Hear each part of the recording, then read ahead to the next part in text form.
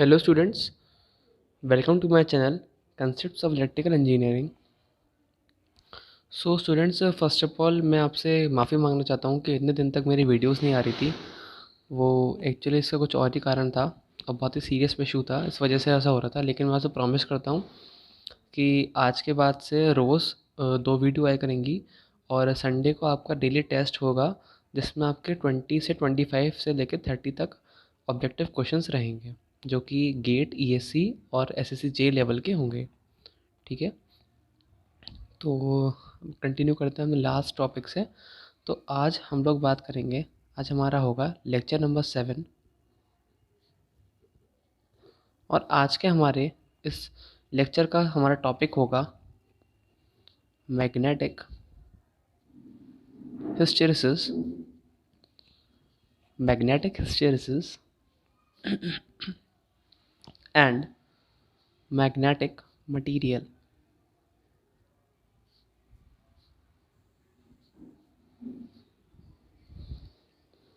ठीक है, magnetic hysteresis and magnetic material. तो स्टूडेंट्स, बहुत लोगों को डाउट रहता है इस बारे में कि बी एच, बेसिकली इसको हम बी एच कर्व भी कहते हैं एक तरीके से। बी एच कर्व क्या होता है, या फिर मैग्नेटिक हिस्टेरिसिस या फिर मैग्नेटिक मटेरियल की प्रॉपर्टीज़ का क्या होती हैं हमारे पास। तो इन सब को आज हम डिस्कस करेंगे। और अगर आपको कोई भी डाउट होगा तो आई मेक श्योर कि आपका डाउट सारे क्लियर हो जाएंगे। और अगर आपको कोई भी डाउट रहता है तो आप कमेंट सेक्शन में ले पूछ सकते हो, मैं वहाँ पर आपको रिप्लाई ज़रूर करूँगा। ठीक है, तो पहले हमारा क्वेश्चन समझेंगे डायग्राम की हेल्प से। ये हमारा होता है डायग्राम बी एच कर्व का। बेसिकली ये हमारा होता है बी, ये हमारा होता है एच। अगर आपको मेरे प्रीवियस वीडियो नहीं देखे हैं तो उसका लिंक मैं डिस्क्रिप्शन बॉक्स में दे दूंगा, जहाँ पे मैंने बता चुका हूँ कि बी हमारा क्या होता है और हमारा एच क्या होता है। बी बेसिकली हमारी मैग्नेटिक फील्ड इंटेंसिटी होती है, सॉरी इसे हम मैग्नेटिक फील्ड डेंसिटी कहते हैं। Magnetic field density, magnetic field density. और ये हमारी होती है मैग्नेटिक फील्ड इंटेंसिटी। ओके, या फिर आप इसको मैग्नेटाइजिंग फोर्स भी कह सकते हो। ठीक है, तो बेसिकली इसका जो हमारा ग्राफ बनता है वो ऐसा होता है। हम स्टार्ट करते हैं मटेरियल को फ्रॉम पॉइंट ए। आप अभी सिर्फ देखते रहो, जब मैं बोलूँगा आप नोट डाउन करो, जब भी आप नोट डाउन करना स्टार्ट करना, अभी आप सिर्फ समझो। ठीक है, हम स्टार्ट करते हैं ए से। अभी मैं आपको ड्रॉ करता हूँ, बाकी एक्सप्लेनेशन मैं इसके बाद ही करता हूँ। देखो ये ऐसे,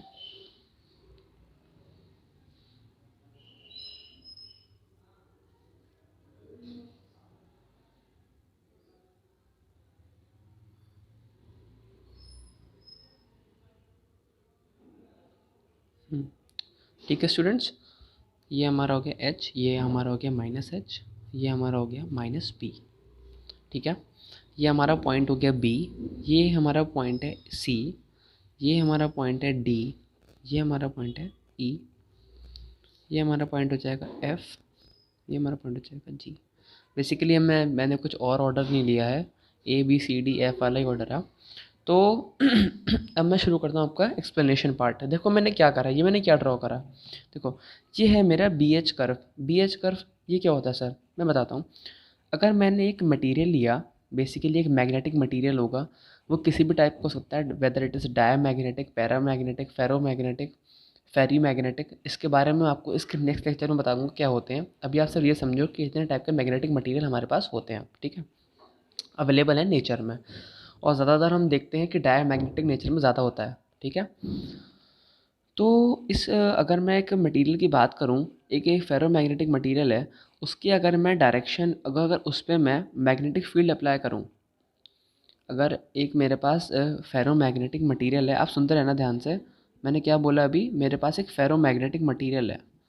तो फेरोमैग्नेटिक मटेरियल क्या होता है, फेरोमैग्नेटिक मटेरियल यानी कि ये जो मटेरियल होते हैं ना, ये हमारी मैग्नेट्स को बहुत अच्छी तरीके से अट्रैक्ट करते हैं।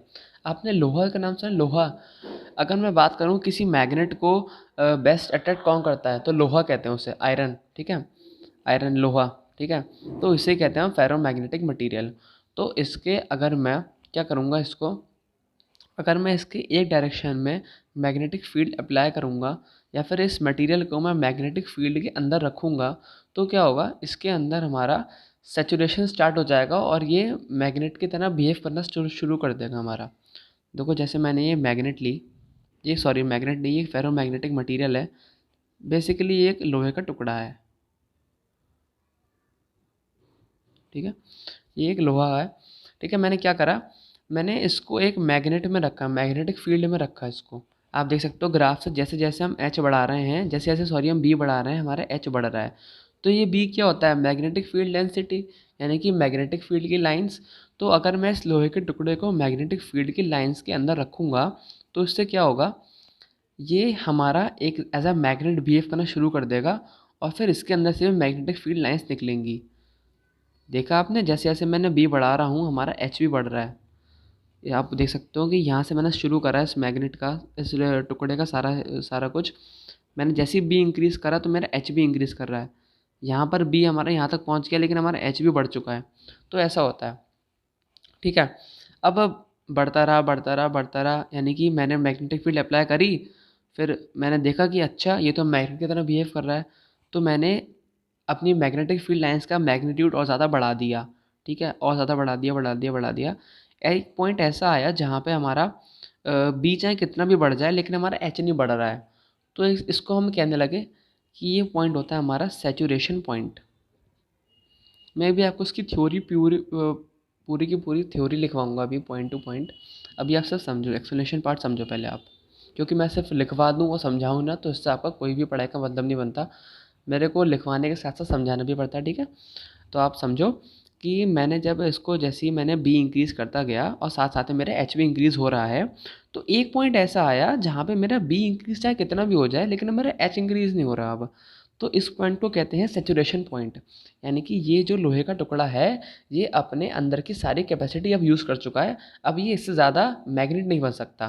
बेसिकली क्या होता है देखो, एक आयरन का पीस जो होता है ना, एक तरीके से मैग्नेट बन सकता है हमारा। मैंने आपको बता चुका हूँ through the by the method of electromagnetism, है ना। जैसे जहाँ पे हम एक वायर लपेटते हैं, उस पर करंट पास करवाते हैं और फिर ये हमारा मैग्नेट बन जाता है।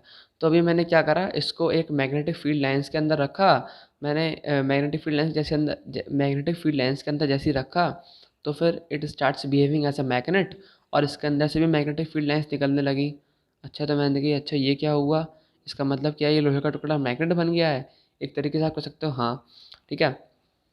अब ये हो गया मैग्नेटाइज्ड, यानी कि अब ये ऐसा मैग्नेट बिहेव कर रहा है। तो अब मैं कहूँ कि यार मैं जितनी मैग्नेटिक फील्ड लाइंस इसके ऊपर डालूंगा क्या ये उतनी पावरफुल मैग्नेट बनेगी। मतलब ऐसा तो ये हो जाएगा कि मैं जितनी चाहूँ उतनी पावरफुल मैग्नेट बना सकता हूँ, इतनी पावरफुल कि मैं अपने इंडिया में बैठे बैठे अमेरिका की चीज़ें अट्रैक्ट कर रहा हूँ। ऐसा ऐसा कुछ नहीं होता है। देखो, एक होता है हमारा सैचुरेशन पॉइंट। सैचुरेशन पॉइंट यानी कि क्या, एक आयरन के पीस के अंदर बहुत छोटे छोटे आयरन के पार्ट्स होते हैं। आप जानते हो आयरन के एटम्स, ठीक है, आयरन के एटम्स होते हैं बहुत छोटे छोटे। अगर मैं इन सबको मैग्नेटिक फील्ड के अंदर रखता हूँ ना तो ये सारे के सारे एटम्स एक डायरेक्शन में हो जाते हैं, इंक्लाइन, एक डायरेक्शन में। अगर मैं ऐसे दोबारा एक्सप्लेन करूँ, ये एक पीस है, ये एक पीस है, ये है, ये है, ये है, ये है, ऐसा हो जाता है सारे के सारे। अगर मैं जब अप्लाई नहीं कर रहा होता हूँ ना मैग्नेटिक फील्ड, तो एक ऐसे होता है, एक ऐसे होता है, एक ये होता है, एक ये होता है, एक ये होता है, और जैसे मैंने अप्लाई करे तब ये ऐसे हो गए। ये मैग्नेटिक फील्ड बेसिकली निकल लेंगे यहाँ से ठीक है। तो इसे कहते हैं हम एक, क्या कहते हैं इसे, बी एच कर्व का हमारे पहली स्टेज पार हो गई कि जहाँ पे हमने ये देखा कि एक पॉइंट पर आके हमारी ये लोहे का जो टुकड़ा है हमने अंडर ए सर्विलेंस रखा है, तो वो अब मैग्नेट से ज़्यादा और कुछ नहीं बन सकता, अब इतनी ही मैग्नेट बन सकता है वो, ठीक है। तो अब मैं क्या करूँगा, अब मैंने देखा अच्छा अब बढ़ाने से काम नहीं हो रहा, तो अब मैंने बी को डिक्रीज़ करना स्टार्ट करा। अब जैसे ही मैंने बी को डिक्रीज़ करना स्टार्ट करा तो मैंने तो सोचा कि जिस तरीके से ये इंक्रीज़ हुआ था उसी तरीके से डिक्रीज़ हो जाएगा, लेकिन नहीं, ऐसा नहीं हुआ। ये डिक्रीज़ हुआ ऐसे, जब मैंने बी को डिक्रीज़ करना स्टार्ट करा तो ये ऐसे डिक्रीज़ हुआ, ये वाली लाइन उन्होंने फॉलो करी, बी सी डी वाली लाइन। वो गया था यहाँ से, लौट कर आ रहा है यहाँ से ग्राफ अब ऐसे, ठीक है। जैसे मैं डिक्रीज़ करते गया करते गया करते गया करते गया करते करते गया, एक पॉइंट हमारा यहाँ भी ऐसा आया कि मैं चाहे जितना डिक्रीज़ कर लूँ अब कुछ इफेक्ट नहीं हो रहा। तो ये पूरा पॉइंट होगा सैचुरेशन पॉइंट। तो मैंने फिर से इंक्रीज़ करा, तो मैंने सोचा कि अब यहाँ से दोबारा बढ़ जाएगा, लेकिन ये यहाँ से नहीं बढ़ा, ये यहाँ से बढ़ना स्टार्ट हुआ, बढ़ता गया बढ़ता गया बढ़ता गया और ये फिर से उसी पॉइंट पे पहुँच गया जहाँ से हम लौट कर आए थे, ठीक है, ये होता है। अब आप पूरी एक स्टोरी लिखो। देखो, पहला point, area under this curve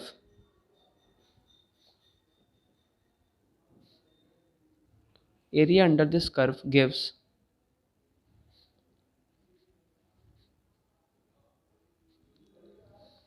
hysteresis loss.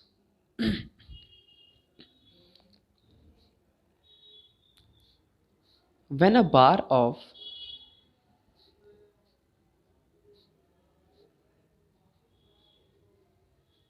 ferromagnetic material is magnetized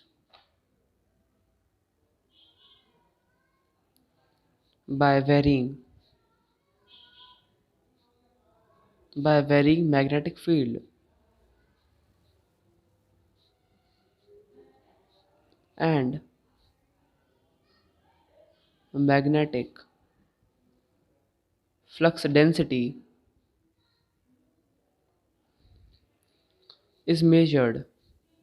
अभी आप सब नोट डाउन करो, मैं अभी समझाता हूँ आप लोगों को क्या लिखा है मैंने।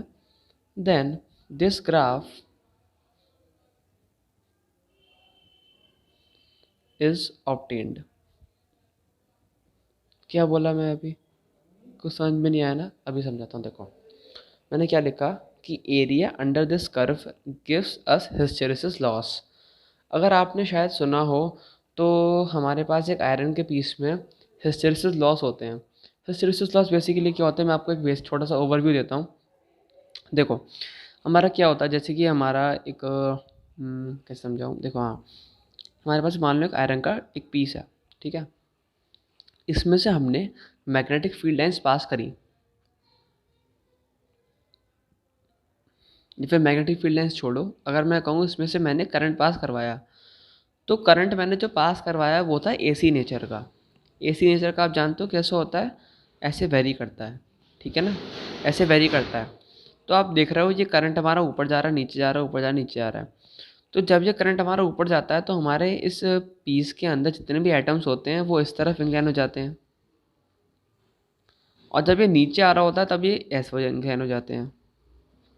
तो ये जो चेंज आता है ना एटम का, यहाँ से यहाँ घूमने में जितनी एनर्जी खर्च होती है, जितना हमारा लॉस होता है एनर्जी का, उसको कहते हैं हम हिस्टेरेसिस लॉस। और ये बहुत ज़्यादा इंपॉर्टेंट होता है जो बड़ी बड़ी मशीनें बनाते हैं इलेक्ट्रिकल इंजीनियरिंग में, कि ट्रांसफार्मर बना रहे हैं हम, डीसी मशीन बना रहे हैं, डीसी मोटर बना रहे हैं, जनरेटर बना रहे हैं। तो उसमें हमारा ये बहुत ही एक स्पेसिफिक पॉइंट होता है हमारा ऑब्जर्वेशन का, कि ये हम चेक करते हैं पहले कि क्या मटेरियल में बहुत ज़्यादा हिस्टेरेसिस लॉस नहीं हो रहा है। अगर बहुत ज़्यादा हो रहा होता है तो हम यूज़ करते हैं मटेरियल सिलिकॉन का, क्योंकि वो हिस्टेरेसिस लॉस थोड़ा सा कम होने देता है, ठीक है। तो ये हो गया। अब नेक्स्ट पॉइंट मैंने क्या बताया था आपको, कि when a bar of ferromagnetic material, मैंने क्या लिया था, ये लोहे का टुकड़ा, इसे कहते हैं ferromagnetic material. When a bar, ठीक है, is magnetised by varying magnetic field and magnetic flux density is measured, then this graph is obtained. क्या कह रहा है ये, मैंने कहा था ना आपसे अभी कि एक ये फेरो मैग्नेटिक मटीरियल या फिर लोहे का टुकड़ा है, इसको अगर मैं मैग्नेटाइज करूं और इसका मैं एच मेज़र करूं, एच बेसिकली क्या था, मैग्नेटाइजिंग फोर्स। अगर मैं इसका एच मेज़र करूं तो मेरे पास ये वाला ग्राफ ऑब्टेन हो जाएगा। अगर आपको बी और एच का मतलब नहीं पता है, मैं स्टूडेंट्स फिर से कह रहा हूँ, आप मेरी प्रीवियस वीडियोस चेक करो, उसमें मैंने आपको बहुत ही अच्छे से समझा रखा है कि बी और एच का मतलब क्या होता है। अगर आपको ये नहीं पता तो आप ये वाली वीडियो समझ में नहीं आ पाएगी आपको, ठीक है। तो हमारा ये वाला ग्राफ ऑब्टेन्ड हो जाता है, ठीक है। अब थर्ड पॉइंट लिखो आप, इसको हम क्या कहते हैं, हिस्टेरेसिस लूप भी कहते हैं, बीएच कर्व भी कहते हैं, और एक पॉइंट अब याद आया मेरे को, मैग्नेटाइजेशन कर्व, मैग्नेटाइजेशन कर्व, ठीक है, ठीक है। The curve starts from A, by applying magnetic field the value of beta increases, beta यानी कि मैं लिखता हूँ आपको, द कर्व स्टार्ट्स फ्रॉम ए, यानी कि यहाँ से स्टार्ट होता है, by applying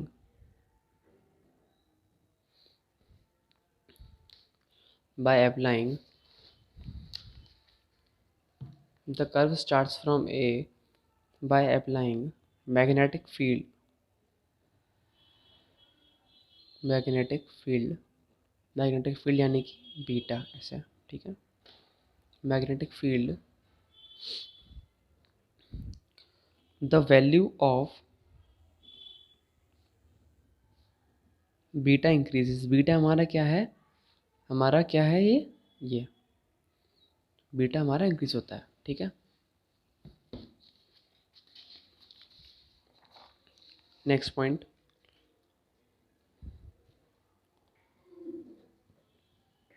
the curve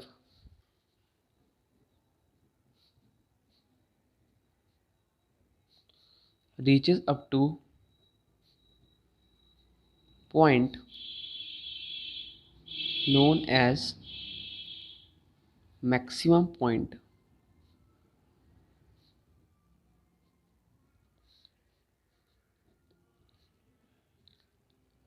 magnetic saturation. तो अभी मैंने आपको बताया था इस प्रीवियस वाले पेपर के ग्राफ में कि एक पॉइंट होता है हमारे पास जहाँ पे हमारी मैग्नेटिक जो मटेरियल है वो मैग्नेटाइज हो जाता है, सैचुरेट हो जाता है वो। और सैचुरेट से मेरा मतलब ये था कि अब उसके अंदर से ज़्यादा मैग्नेटिक फील्ड अब नहीं निकल सकती, अब वो सैचुरेट हो चुका है, ठीक है। तो इस पॉइंट को हम क्या कहते हैं सैचुरेशन पॉइंट, ठीक है, या फिर इसको कहते हैं मैक्सिमम पॉइंट या फिर मैग्नेटिक सैचुरेशन। ये लिखा हुआ है मैग्नेटिक सैचुरेशन, ठीक है। Fifth point, the state of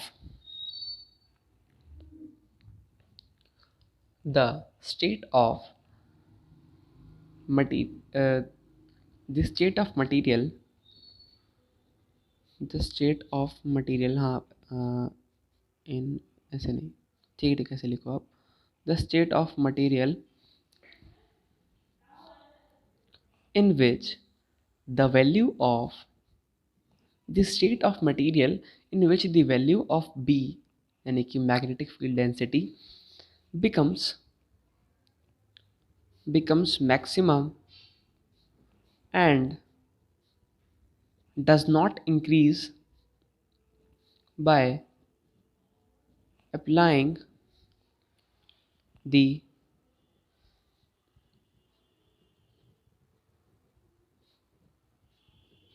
magnetic field further, ठीक है। अब मैंने आपको क्या बताया था कि मैग्नेटिक सैचुरेशन क्या है, बेसिकली उसी का एक्सप्लेनेशन लिखा है मैंने। ये एक ऐसी स्टेट मटेरियल की जहाँ पे चाहे मैं मैग्नेटिक फील्ड कितनी इंक्रीज़ कर लूँ, कितनी बढ़ा लूँ, लेकिन मैग्नेटिक फील्ड हमारी फर्दर जनरेट नहीं हो सकती अब, ठीक है। यानी कि मैं चाहे बी मेरा कितना बढ़ा लूँ, मेरा एच उतना नहीं बढ़ेगा, ये नहीं बढ़ेगा, ठीक है। मैं चाहे बी कितना बढ़ा लूँ, तो इस पॉइंट को क्या कहता हूँ मैं, मैग्नेटिक सैचुरेशन या फिर सैचुरेशन पॉइंट, ठीक है। अब मैं पढ़ता हूँ अपना सिक्स्थ पॉइंट, ये देखो, when the magnetic field strength when the magnetic field strength, basically यहाँ बात हो रही है एच की, इस पूरे को एच कहते हैं, अगर आपको नहीं पता हो तो इसको एच कहते हैं। Magnetic field strength is decreased the curve reaches to point C, ठीक है। मैं आपको अभी एक्सप्लेन करता हूँ। And at C H is equals to 0 but B is not equals to 0। This property of material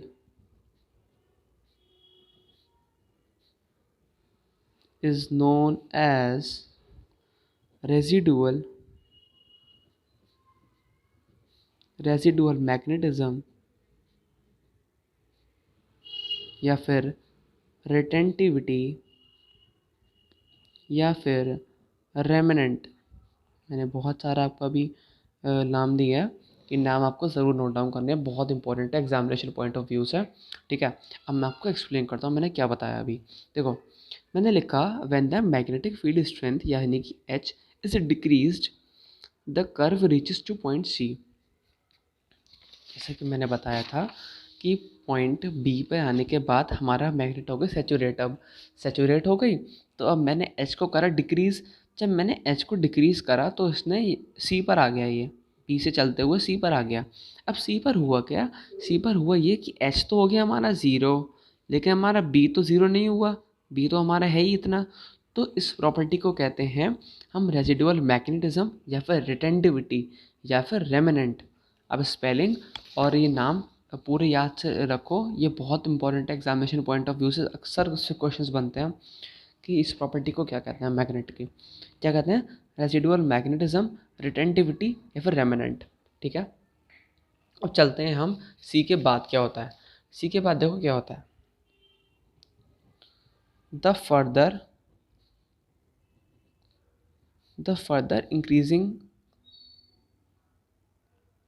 increasing the value of applied field, यानी कि H की बात हो रही है, applied field,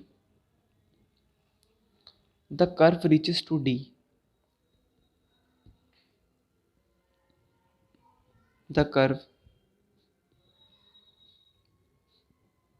reaches to D, ठीक है, point D, where B is equal to zero.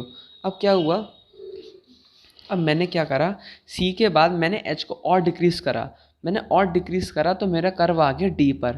अब डी पर हुआ क्या, बी तो हमारा ज़ीरो हो गया, लेकिन हमारा एच पहुंच गया कहाँ पर, माइनस एच पर। ठीक है, और इस प्रॉपर्टी को, इस फोर्स को क्या कहते हैं, ये भी इंपॉर्टेंट है, दिस फोर्स इज कॉल्ड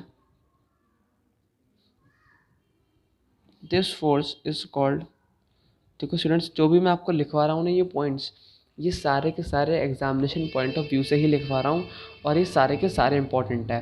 अगर इस पॉइंट से नहीं आएगा तो प्रीवियस पॉइंट से आ जाएगा, उससे प्रीवियस से आ जाएगा, लेकिन आएगा ज़रूर, ये आप याद रखना, आप किसी भी पॉइंट को स्किप मत करना। ठीक है, this force is called coercive force, coercive force, coercive की स्पेलिंग आपको नहीं दिख रही होगा तो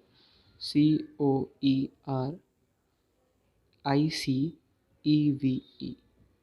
कोरेसिव फोर्स, कोरेसिव फोर्स, या फिर, और इस प्रॉपर्टी को क्या कहते हैं, कोरेसिविटी, COERICIVITY,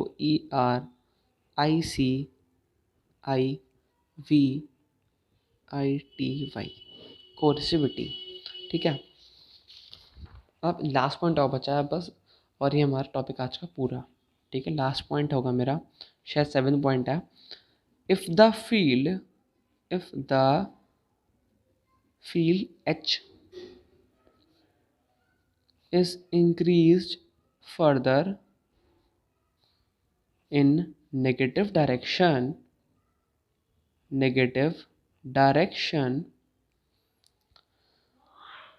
the curve reaches to point E यानी कि मैग्नेटिक सैचुरेशन। अभी मैं आपको सारा दोबारा से समरी देता हूँ एक, ठीक है, अगर जिसको भी नहीं समझ में आता है तो उसको तब सब डॉट क्लियर हो जाएंगे। देखो मैं आपको समरी देता हूँ अब, नेगेटिव डायरेक्शन। ठीक है, अब देखो मैंने क्या बताया इस पूरे अब तक के लेक्चर में, मैंने आपको ये बताया कि एक BH कर्व या फिर मैग्नेटाइजेशन कर्व क्या होता है। ठीक है, जहाँ पे मैंने क्या लिया, एक एक्सपेरिमेंट के लिए मैंने एक फेरोमैग्नेटिक मटेरियल, जो मैंने बताया आपको कि ये एक चुंबक को या फिर एक मैग्नेट को बहुत ज़्यादा अट्रैक्ट करता है। अगर आपको उसका एग्जांपल याद नहीं आ रहा है तो मैंने आपको एग्जांपल दिया एक आयरन का पीस, या फिर जिसको हम हिंदी में लोहा का टुकड़ा भी कहते हैं। ठीक है, तो मैंने क्या करा, उस लोहे के टुकड़े पर जैसे ही मैंने मैग्नेटिक फील्ड अप्लाई करी तो मैंने ये देखा कि उसके अंदर से मैग्नेटिक फील्ड इंटेंसिटी बाहर आ रही है, यानी कि वो ऐसा मैग्नेट बिहेव कर रहा है। जैसे ही मैंने उसका बी इंक्रीज़ करा, उसका एच भी इंक्रीज़ करने लगा, और वो उसका मैंने ग्राफ ड्रॉ करा, फिर कैसे इंक्रीज़ कर रहा है बी और एच आपस में। तो ये वाला ग्राफ बना, मैंने स्टार्ट करा था ए से और अब बी तक पहुंच गया हूँ। बी पर पहुंचने में मेरे को ये पता लगा कि बी चाहे मैं कितना भी इंक्रीज़ कर लूँ अब, लेकिन मेरा एच इंक्रीज़ नहीं हो रहा अब। तो ठीक है, मैंने कहा यार ये अब हो गया इसका सैचुरेशन पॉइंट, यानी कि अब ये पूरी तरीके से बढ़ चुका है, मैग्नेट बन चुका है, अब इससे ज़्यादा अब इससे काम नहीं निकाल सकते। तो ठीक है, मैंने अब बी को डिक्रीज़ करना स्टार्ट करा। डिक्रीज़ करना जब स्टार्ट करा मैंने इसको, तो मैं पहुंच गया पॉइंट सी पर। सॉरी, बी को नहीं, मैंने एच को डिक्रीज़ करना स्टार्ट करा, तो मैं पहुंच गया पॉइंट सी पर। पॉइंट सी पे मैंने ये देखा यार कि मेरा एच तो हो गया ज़ीरो, लेकिन मेरा बी अब तक ज़ीरो नहीं हुआ। तो मैंने इस पॉइंट को क्या बोला, मैंने इस पॉइंट को बोला अपना ये देखो, मैंने इस पॉइंट को बोला अपना रिटेंटिविटी या फिर रेमेनेंट या फिर रेसिडुअल मैग्नेटिज्म। ठीक है, इसको मैंने ये बोला। अब इसके बाद मैंने और डिक्रीज़ करा तो मैं पहुंच गया डी पर। डी पर मेरा एच तो मेरा नेगेटिव में चला गया और मेरा बी हो गया ज़ीरो। ज़ीरो, इसको क्या कहते हैं हम, इस फोर्स को कहते हैं हम कोरोसिव फोर्स या फिर कोरोसिविटी। अब मैंने और डिक्रीज़ करा तो मैं पहुंच गया ई पर। ई पर ठीक है, मैंने और डिक्रीज़ करा, कुछ फ़र्क नहीं पड़ा, क्योंकि ई मेरा क्या था, एक सेचुरेशन पॉइंट था। ऊपर मेरा बी सेचुरेशन पॉइंट था, यहाँ मेरा ई सेचुरेशन पॉइंट है। फिर मैंने कही चलो डिक्रीज से कुछ नहीं हो रहा, तो मैं फिर से इंक्रीज़ करता हूँ। जब मैंने इंक्रीज़ करा तो उसने ये वाला ग्राफ फॉलो करा और ये फिर से ई बी पे पहुँच गया, यानी कि ये वाला ग्राफ बना टोटल हमारा। ठीक है, अगर आपको अब भी कुछ समझ में नहीं आता है, कुछ समस्या आ रही है, कोई आपको टर्म समझ में नहीं आ रहा है, तो आप कमेंट सेक्शन में ज़रूर मुझसे पूछना, मैं आपको ज़रूर से ज़रूर एक्सप्लेन करूँगा। और इसके नेक्स्ट लेक्चर में मैं आपको बताऊँगा कि classification of magnetic materials on the basis of susceptibility, जहाँ पर मैं आपको ससेप्टिबिलिटी का कॉन्सेप्ट मैंने आपको प्रीवियस वीडियो में बता चुका हूँ, मैं आपको फिर से बता दूँगा। और अब से हमारी चैनल पर रोज़ वीडियो आया करेंगी 2, और संडे को आपका संडे को सॉरी आपका टेस्ट हुआ करेगा हर हफ्ते, जहाँ पे आपके 30 ऑब्जेक्टिव्स रहेंगे। ठीक है, so be ready for the test, आप रिवाइज करो। और अगर आप चैनल पे नए हो तो चैनल को सब्सक्राइब करके बेल आइकन ज़रूर पे प्रेस कर देना, हमारे वीडियोस ऐसी बनती रहेंगी। ठीक है, थैंक यू।